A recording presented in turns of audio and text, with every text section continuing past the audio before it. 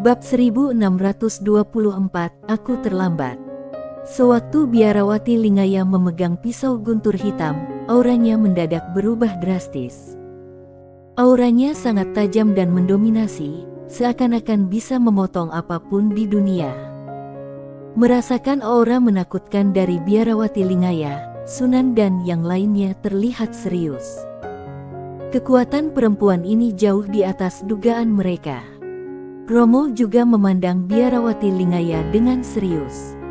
Di kejauhan, Tu memandang Biarawati Lingaya sambil berujar penuh senyum, "Terserah kamu."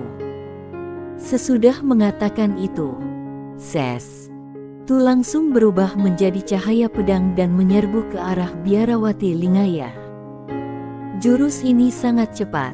Sebelum bisa melihat cahaya pedang, semua orang sudah melihat Biarawati Lingaya di kejauhan terpental. Petir dan pisau hitam yang tak terhitung jumlahnya meledak bak kembang api, sangat menyilaukan. Sesudah Biarawati Lingaya berhenti, cahaya pedang sekuat gunung meluncur turun dari atas kepalanya. Dia memicingkan matanya sedikit, kilatan petir menyambar di matanya. Di waktu berikutnya, dia melangkah maju, memegang pisau guntur di kedua tangan dan menebas dengan ganas. Energi pedang yang terbentuk dari petir hitam yang tak terhitung jumlahnya menyambar keluar dari atas pisau panjang, menghantam energi pedang Tu dengan sangat brutal. Pisau ini membuka dan menutup dengan sangat mendominasi. Duar. Terdengar ledakan keras, ruang tempat keduanya berada langsung meledak. Cahaya dan energi pedang yang tak terhitung jumlahnya menyebar ke segala arah, menghancurkan seluruh dunia. Mendadak, di hadapan semua orang, Biarawati Lingaya melesat ke langit dengan kekuatan pedang yang menakutkan. Di belakangnya ada cahaya pisau petir hitam yang panjangnya 10.000 kaki. Dia memegang pisau petir di tangannya, tubuhnya memancarkan cahaya yang sangat mengesankan. Dia memandang Tu yang memegang pedang panjang di kejauhan. Di waktu berikutnya, dia menghilang. Mendadak kilatan petir dan nyala api sudah menyambar langsung ke arah Tu yang tak jauh dari situ. Dari kejauhan, Tu memandang Biarawati Lingaya di depannya dengan sangat tertarik. Dia memutar pergelangan tangannya, tubuhnya bergerak, lalu berubah menjadi cahaya pedang dan menyerbu ke arah Biarawati Lingaya. Duar. Sewaktu ledakan memekakkan telinga terdengar, ruang tempat kedua perempuan itu berada langsung runtuh. Kemudian, ruang yang runtuh ditutupi oleh cahaya pedang dan aura pisau yang tak terhitung jumlahnya. Di kejauhan, Sander melihat semua ini dengan kaget. Kekuatan Biarawati Lingaya tidak mengandung kehendak dewa. Biarawati Muna menjawab dengan rumit, "Dia adalah dewa kehidupan."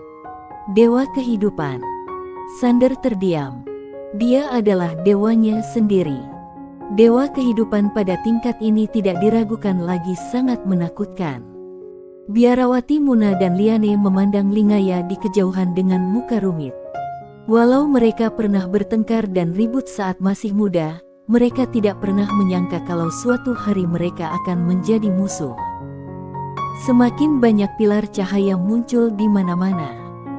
Yang mengejutkan Sander adalah ketika kekuatan Tu dan Biarawati Lingaya mencapai pilar cahaya itu, tidak bisa menghancurkan pilar cahaya itu. Pilar-pilar cahaya yang menakutkan itu berkumpul di antara langit dan bumi, memancarkan kekuatan yang menggetarkan jantung. Di samping Sander, Harit dan Jetro memandang pilar cahaya dengan serius, tapi sekarang ini mereka tidak lagi takut. Sudah seperti ini, mereka sudah tidak peduli lagi. Entah mereka akan sukses atau mati. Di sisi lain, Romo mendadak muncul di langit. Dia berjalan di depan Yona dan lelaki berjubah hitam, lalu tersenyum sambil berujar, "Siapa nama kalian?" Lelaki berjubah hitam itu tidak berbicara. Yona menatapnya. "Yona." Romo sedikit tidak senang mendengar jawaban Yona yang tidak benar, tapi dia tidak menunjukkannya. Dia tersenyum sambil berujar, "Kalian berdua, Aku bisa melihat kalau kalian juga mau membunuh Sander. Dan kebetulan Sander juga merupakan musuh kami. Bagaimana kalau kita bekerja sama?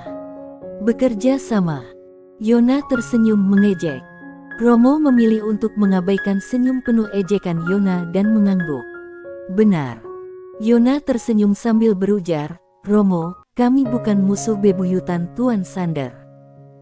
Kami hanya punya sedikit dendam dengannya. Romo mengernyit. Yona memandang Sander di bawah. Peradaban dewa tidak mungkin hanya punya cara ini.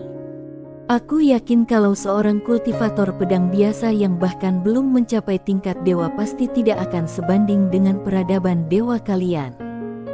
Romo terdiam, wajahnya berubah masam. Dia sudah mengerti apa maksud lawannya. Pihak lain mau membuat peradaban dewa dan Sander kalah. Ini bukan intinya. Intinya adalah dari pihak mana kedua orang ini. Romo tidak berujar apa-apa lagi, berbalik dan pergi. Kalau bicara lagi, dia hanya akan mempermalukan dirinya sendiri. Melihat Romo pergi, Yona tertawa. Romo kembali ke lokasi, tatapannya tertuju pada Sander. Bunuh dia. Apa yang harus dia lakukan sekarang adalah menyingkirkan Sander dan yang lainnya sesegera mungkin. Tak lama, cahaya-cahaya suci yang terkumpul di antara langit dan bumi mendadak melonjak, dan secara bertahap, semuanya membentuk sebuah pedang suci berwarna emas. Pedang itu jatuh lurus ke bawah, membawa kekuatan luar biasa dan langsung merangsek Sander. Tekanannya saja sudah cukup untuk membuat semua orang di lokasi terengah-engah. Formasi super yang bisa dengan mudah membunuh master tingkat dewa dalam hitungan detik. Di waktu ini, Biarawati Muna, di samping Sander, mendadak melesat ke langit. Dia merentangkan kedua tangannya, lalu dua cahaya keemasan memancar keluar dari telapak tangannya. Cahaya keemasan itu mengandung kekuatan kehendak dewa yang sangat murni. Ketika dia memakai kekuatan kehendak dewa ini, momentumnya mendadak naik dengan liar. Biarawati Muna perlahan-lahan menutup matanya, aura di sekelilingnya melonjak seperti air pasang. Di waktu berikutnya, dia mendadak melesat ke langit dan menghancurkan pedang emas yang menakutkan itu dengan pukulan yang dahsyat. Di bawah tatapan semua orang, Biarawati Muna meninju pedang raksasa itu. Duar. Terdengar suara ledakan keras, cahaya keemasan yang tak terhitung jumlahnya serta cahaya tinju mendadak meledak dari langit, dan dengan cepat menyapu sekeliling, menenggelamkan seluruh langit. Dari langit, Biarawati Muna langsung jatuh ke bawah, tapi saat hendak mendarat, mendadak berhenti. Jejak darah perlahan mengalir keluar dari sudut mulutnya. Dan di langit, pedang emas raksasa lainnya menerobos ruang dan waktu dan jatuh langsung ke bawah. Sewaktu pedang emas besar ini jatuh, cahaya keemasan dan cahaya tinju di langit langsung musnah. Kekuatan pedang emas raksasa ini setidaknya 5 kali lebih kuat dari jurus pedang pertama. Menjadi lebih kuat saat menghadapi lawan yang lebih kuat. Biarawati Muna memandang pedang emas besar yang terjatuh. Dia mengepalkan tangannya erat-erat, dan sekejap kemudian, api menyelimuti dirinya. Membakar tubuh dan jiwanya. Auranya melonjak liar lagi di waktu ini, ruang di sekitarnya mulai berfluktuasi di bawah guncangan aura ini. Tatapan tajam terlihat jelas di mata Biarawati Muna. Dia berubah menjadi api dan melesat ke langit, lalu menghantam pedang emas raksasa itu lagi. Pukulannya benar-benar menghancurkan pedang emas raksasa itu, tapi dia sendiri juga terpental oleh dampak menakutkan yang terkandung dalam pedang emas raksasa itu. Ketika berhenti, seluruh tubuhnya menjadi ilusi. Namun di waktu ini, pedang emas besar lainnya muncul dari langit. Pedang ini lebih menakutkan dari yang sebelumnya. Hanya dengan satu kali tekanan saja sudah cukup untuk membuat seluruh negara es terlihat seperti ilusi. Para master negara es di sekitar kaget, muka mereka makin serius. Di waktu ini, Romo mendadak berteriak, "Bunuh penghujat itu!" Sambil bicara, dia langsung menyerbu ke arah Sander dan biarawati Muna di bawah. Sewaktu dia turun tangan, penghalang yang menakutkan langsung menyelimuti Sander dan yang lainnya. Kekuatannya sangat menakutkan dan tidak lebih lemah dari biarawati Lingaya.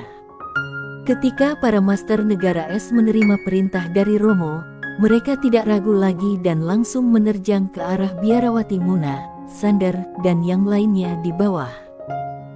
Biarawati Muna mengepalkan tangannya, sorot matanya penuh tekad. Dia hendak menyerang, tapi di waktu ini, Sander menahannya. Biarawati Muna menoleh untuk melihat Sander. Sander tidak mengatakan apa-apa dan menariknya ke belakangnya. Dia memandang pedang emas raksasa dan para master yang tak terhitung jumlahnya itu. Tubuhnya dan pedang King Xuan di tangannya mendadak terbakar. Di sampingnya, Harit dan Jethro juga membakar tubuh dan jiwa mereka. Di waktu ini, mereka tidak putus asa, yang ada hanya ketenangan. Karena saat mereka memilih untuk mengikuti Sander, mereka sudah mengantisipasi hasil ini. Sander memandang langit, pedang King Xuan di tangannya bergetar hebat. Dia menarik napas dalam-dalam, sewaktu dia hendak menghunus pedangnya, mendadak sebuah tangan menepuk bahunya, lalu terdengar suara yang tak asing di telinganya, "Hei, maaf, aku terlambat." Bersambung.